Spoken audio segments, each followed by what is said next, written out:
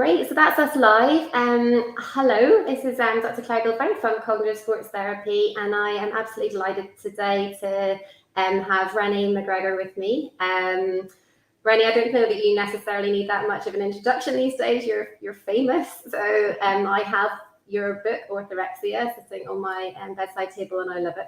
But Renee, you have been a sports dietitian for a long time now. Lots of experience working Olympic teams, Commonwealth teams, English ballet, with a real sort of special interest in the female athlete sort of triad, sort of REDS, which is now being labelled as, the right word, diagnosed as, and a founder for Train Brave, the new kind of campaign to sort of increase awareness around REDS. So I was really keen to get you on. I think we were just talking before we came on air to do with a lot of information that is in this sort of space to do with sports and nutrition and diet, particularly, I guess, in the world of social media, and this need to feel that there is correct information out there. And we only do these interviews for sort of 15 minutes, and that's like such a small time to get everything from your brain across. But we thought we could spend a little bit of time thinking about patients, I guess, that I see a lot, which are patients who maybe don't fall into what we would necessarily recognize as an eating disorder. So either they've been to see a doctor who's looked them up and down and said, you don't have a problem, or they've done that themselves and felt like they don't even want to walk in the door of the doctors to have that conversation. So people whose weight maybe is normal, people whose weight is high, and how we treat them best and how we can help them. I'd love to hear your take. Yeah, I think I definitely see the majority of people in this category. Like, although I do work with individuals that have a very low weight as well, because we're doing most of our work in the community, I definitely have a policy around kind of how low someone's weight can be, how cognitively impacted they can be, so that they can actually get the right care. And there's only so much you can do in the community. So I guess one of my biggest worries at the moment is that there are lots of people that have a disordered and dysfunctional relationship with food, and it might not really fit any sort of diagnostic criteria as such. And it kind of frustrates me that they then get turned away because they don't fit the typical. And even though we now have atypical bulimia and atypical anorexia, it still doesn't mean these individuals get the support and the help they need, because I don't understand why, to be fair. Like, from a practitioner point of view, I don't understand when someone is presenting and telling you they're suffering, and it's clear that they're suffering, and it's clear that they have a really, really traumatic and dysfunctional relationship with themselves, with their bodies, with food, with exercise, why that's not taken seriously. I find it very hard to understand that. Yeah. You know, how any practitioner can turn somebody away in that situation. You know, even just today, I had someone contact me over Instagram saying, you know, I've been to my doctor, I've told them I haven't got a period, I've told them that I'm struggling, and yet because I look normal, my BMI is normal, they basically told me there's nothing wrong with me. Well, you can't tell somebody there's nothing wrong with them if they are telling you they are having a hard time. Yeah. Right. So I guess I really struggle with this. And yes, the work we do, we generally work with individuals who come from some form of athletic background. Now, that doesn't mean they have to be elite level. That could be in their recreational level. That could mean that they were like junior level. It can even just mean somebody who enjoys participating in the fitness world as such, but has maybe taken it so far that it's become more of a dependency. It's become something they feel they have to do rather than something they enjoy doing. But of course, when you have individuals presenting like this, they tend to have a slightly higher lean muscle mass. So that then disguises what their real weight can be, for a start. But also it's almost deemed as acceptable because you're actually employing healthy lifestyle. And that's the bit that I think That's what Orthorexia, the book, was all about, was trying to help people realize that some of these kind of so-called wellness trends, so-called healthy behaviors that we are promoting in the world of social media are perhaps most likely more dysfunctional and can be a way in which people can disguise behind what's really going on. So yeah, I guess we definitely need to be educating people more. On a positive note, finally, I've been part of the international task force for orthorexia for the last 5 years since I wrote the book. And finally, we have come to a conclusion over some more definitive diagnostic criteria, and that is now being submitted. So as a consensus group, that is now being submitted, and hopefully it will be taken up by the DSM. And I think that will then actually help us and help medics and psychologists and other practitioners to have a much more formal understanding of this, I guess, this massive spectrum of people that don't fit into any of these classified eating disorders naturally, but still warrant help and support. And I guess it's filtering that down to sort of personal trainers and fitness coaches as well, isn't it? So if you're part of the Olympic team, for example, you will get access to sports dietitian input, etc. But if you're part of a sort of amateur kind of setup and there's just maybe one coach there who isn't really aware of all of these issues, as you say, that they don't have the training and they've got people who are kind of listening to them, it's really important that this message gets to them. Yeah, although I would say, Claire, that, you know, unfortunately, the majority of practitioners that work within even elite level sport, especially from a nutrition point of view, are not dietitians. They tend to be nutritionists. Now, that's not a problem. Nutritionists are great. However, they don't have the clinical training and background. So they may not always pick up on certain things. So from my point of view as a dietitian, and I worked in the clinical world for a number of years before I moved into sport, you know, you learn how to read blood test results, for example, so you can have a look and you can pick something up quite quickly. You know, when I work with Ballet, we do health screening twice a year, and the point of that health screening is to be able to pick up any potential red flag. It's not to say there is a problem, but you can pick it up. You know, if we see an abnormal potassium, or we see an abnormal sodium, or we see abnormal liver function tests or abnormal thyroid function tests, then I can pick that up and have a conversation with that dancer to ascertain what is really going on here. You know, are they making themselves sick? Are they over-exercising? Are they not fueling properly? You can pick things up from blood tests. And this is where there's a real big distinct difference between a dietitian and a nutritionist. And I think the other thing about dietitians is that we tend to get a lot more behavioral therapy training within our training. So again, we can really help athletes and individuals to start to understand more of the psychology behind food. And actually, especially in this particular context that we're discussing, where food really isn't the problem, food has just become the problem. It's become the thing that they're using. It's become the medium with which they're trying to express possibly their suffering, possibly their anger, possibly a method of avoiding their discomfort and dis-ease that they feel within themselves. But food is not actually the problem. Food is just the medium, because it's something you can actually do. You know, it's a physical thing you can do something with. Isn't it? Because I work with people who maybe have issues around alcohol or around drugs, for example, and you can get rid of them. The problem that I have with patients who obviously have food as their coping mechanism for whatever is going on in their life is that they do still need to eat. And how you kind of work around that for them or help them with that? Yeah, it's really tricky. And I think the biggest impact I feel I make when I'm working with a new client is firstly to help them to understand that this is not about food. I think you have to get that really clear.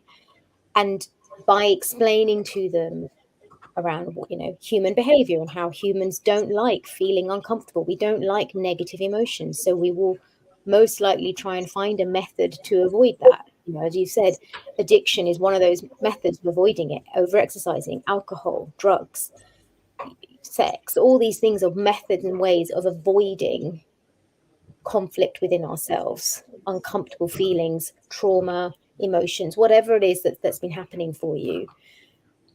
When you can help the individual to kind of understand that, you almost can then sort of separate it a little bit, and then you can start to rebuild their relationship, not just with themselves, but also with food. And it's, you know, like by helping them to understand that they don't like difficult circumstances, you can then help them to understand uncertainty. You know, so much of the fear is the uncertainty of the unknown. If I eat that, this is going to happen, because that's what they tell themselves. They create these limiting beliefs. Yeah. The limiting beliefs provide this false sense of security, and it is a false sense of security. It's not, you know, it's not truth. It's not backed. Yeah. And so a lot of the work I do is actually getting my clients to think and question. Well, how's that worked out for you? What has that led to? How does that serve you? Have you noticed that it's delivered what it promised? And really trying to get them to understand that, but then also talk a lot about how important it is to nourish and feed the body. You know, if you don't nourish the body, then you can't function. Your brain can't function properly. Your nervous system can't function properly. And if your nervous system's not functioning properly, you can't emotionally regulate and respond in a more rational and appropriate manner. So there's a lot of education that goes on in the work that I do in terms of helping people to understand their behavior. Yeah. You know, if you can teach somebody about their behavior and why they need it, then they can start to become more self-aware of when this behavior is dominant, and how do I separate myself from it. If you don't teach them about how to understand what's going on for them, Yeah. and you just focus on weight restoration, or you just focus on trying to eat 3 meals a day or giving them a meal plan, they're never going to be able to move forward. And that kind of does lead into that world of how we use movement and how we use exercise to help ourselves, isn't it? Like that thought that we're doing it to be healthy can then unfortunately then unravel and become the very thing that is in the center of making us unhealthy whenever we tip over into over exercising. It's interesting, isn't it? Some people go there very easily and some people can stay on the healthy side. What is that again to do with what other things that are going on for them in the background, do you think?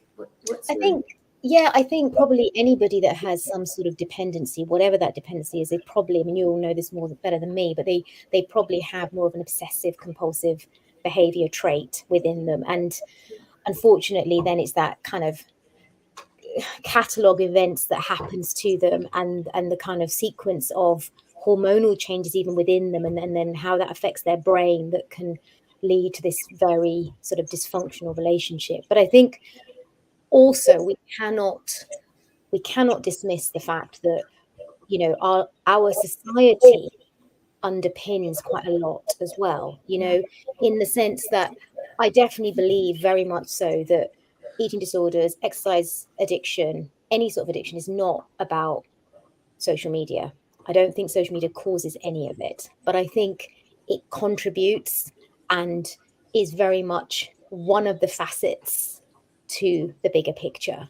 But, you know, like I see on social media, so many people talking about diet culture. And it's like, actually, that's not the reason why somebody has an eating disorder or a dysfunctional relationship with exercise.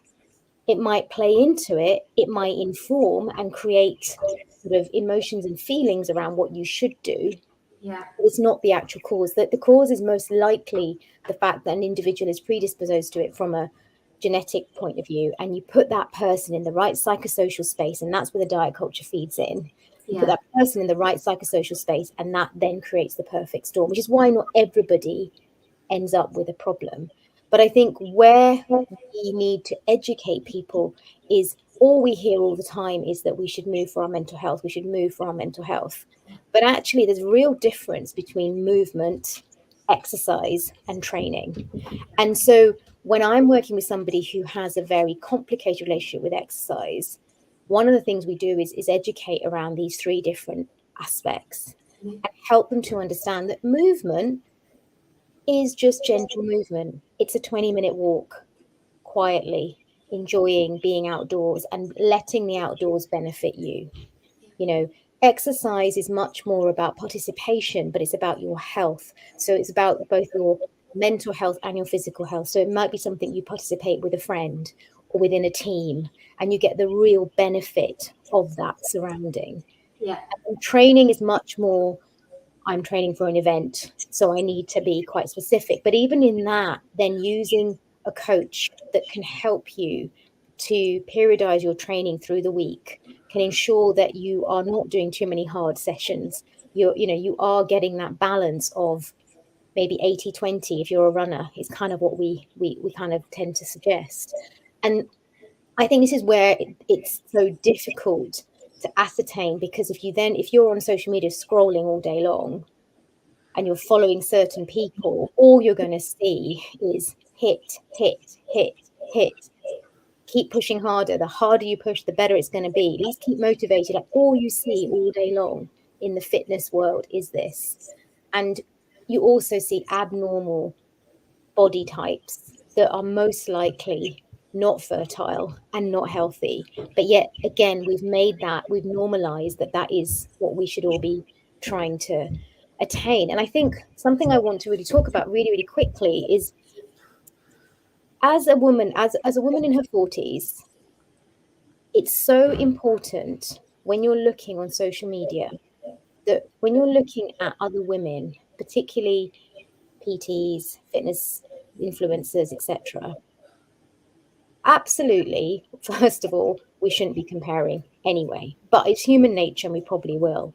Yeah. Can I please just ask women and men to stop and think, is that personal trainer in their 40s? Has that personal trainer had a baby? Has that personal trainer ever had a period? Like, you have to stop and ask yourself, why am I comparing my body to this person when they are completely different to me? Yeah. And they will never be me. Like, I'm an individual that has a very good relationship with my body. And like most women, it's not perfect in any form or manner, but it's strong and it is powerful and it gets me to do the things I want to do with it. But I've also given birth twice. And albeit my children are much older, there are certain things that probably will never quite go back to normal. Yeah. But that's okay, because it's given birth twice, and that shows how amazing it is. Yeah. But I think it's really important to put things into context and people need to stop and ask the question, how relevant is this to me in every aspect, from exercise to food to the body? Because we can't all be the same. Yeah. And what works for one person is not going to work for another. I love that. And I think maybe just as a final comment as well is that it's worth investing in. I don't know whether you feel that yourself, is that on social media, that person doesn't know you at all. So investing in a coach or a dietitian or both can be really helpful. I see a lot of people spend a lot of money on very fancy trainers or very fancy kit and then skip the corner on the very person who might be able to help you with this. So I don't know whether that's something that is worth putting out there as well, as just getting a bit of personal help with it. Definitely. I see it all the time. People want to invest in their health, but they'll go and buy the most expensive food ingredient, or they'll, go to the most expensive class that there is out there. And yet they won't pay for someone to help them with their hypothalamic amenorrhea to get their period back, because that doesn't seem as relevant. And yet that's the thing that's probably going to help your health the most. Yeah. Brilliant. Thank you, Renee. It's gone past 15 minutes. It goes really quickly. But thanks so much for coming. I always say at the end, if anyone's got any questions, please feel free to message me and I can pass them on to Renee. But thanks so much. It's a massive topic to cover in 15 minutes, but hopefully we've kind of helped some people out there.